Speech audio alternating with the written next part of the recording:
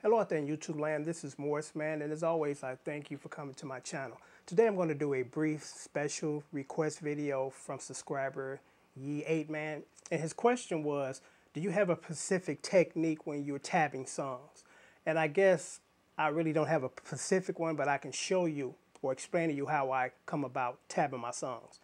And first of all, first and foremost is, before you can get to that point, your ear has to be somewhat developed, meaning that you can hear, a note struck and you can kind of find it on your fretboard.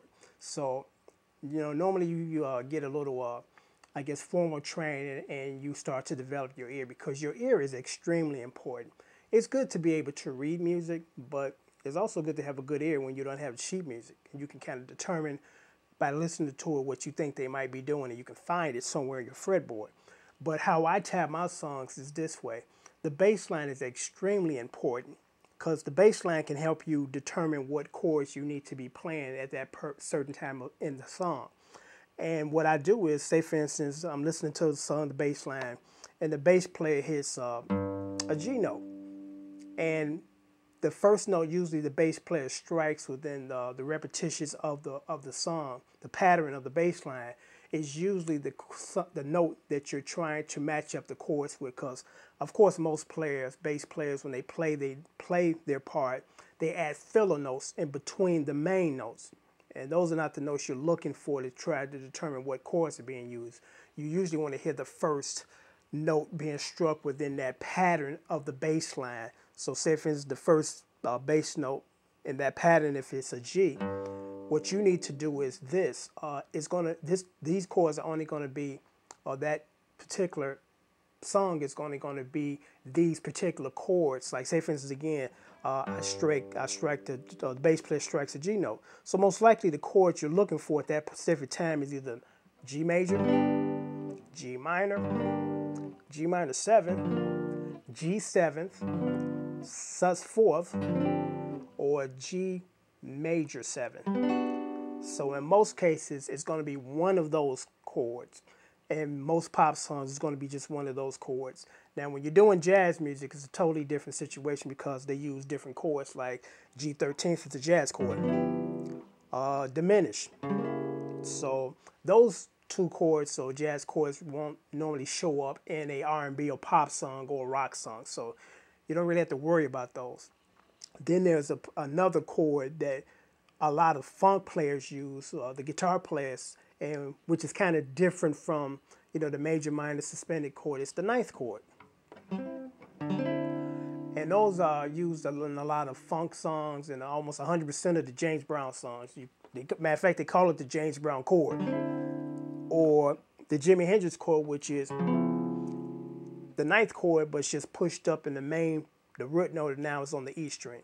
So with the exception of those two chords, and sometimes they might show up in a song, and when they do, you can kind of, if you have a decent ear, you can determine that it's not a major, it's not a minor, it's not a suspended, it's not a seventh. It must be a ninth chord. So that's basically how I tab my songs. Bass line is extremely important. Listen to what the bass player is doing. Try to isolate it as you're listening to the song and map out the notes that the bass player is playing. And say, for instance, well, there is no bass line, like in When Doves Cry, which actually there was a bass line, but before it went to wax, Prince removed it, and it worked. But just kind of hum out where you think that note should be if you can't hear it. Because again, the bass line is extremely important. If you follow the bass player, you can kind of map out your song. Now, here's kind of an exception to that rule. If you're just trying to determine a guitar lick, that might not apply. And what I can only suggest is listen to the chord or the riff and try to listen to the multiple notes in there and try to, find them on your fretboard. And also what's important is try to find the right voicing, because in the majority of my tutorials, I try to find the right voicings for that particular song so it can sound very close to the CD or the record. When you don't use the right voice, and it won't sound the same. It will sound like you're playing the song, but it doesn't sound the same. And I'm a real stickler when it comes to that. I try to find the right voicing, and that's extremely important to match up your sound, because You know, when I was growing up and learning how to play, I wanted to play just like the record. I want to sound just like the guy on the record. I want to try to use the exact same chords if possible to find them on the record. Now, here are a few guitar players that are kind of unique in their voice, and it's kind of hard to determine what's going on when they playing it. The guitar player from the Gap Band, I think his name is Roy Calhoun. Yearning for Your Love, the intro, the guitar riff. It took me like 5 years to determine what the hell is he doing. And what he was doing was really unique. And the guitar player for Shaka Khan, Sweet Love, or what's that? Shaka Khan, what's the name of that song? Sweet Thing. That's another guitar riff that's kind of hard to determine what he's doing. And then another one is the Ohio Players, Sweet Sticky Thing. You know, those guys kind of use very unique voicings.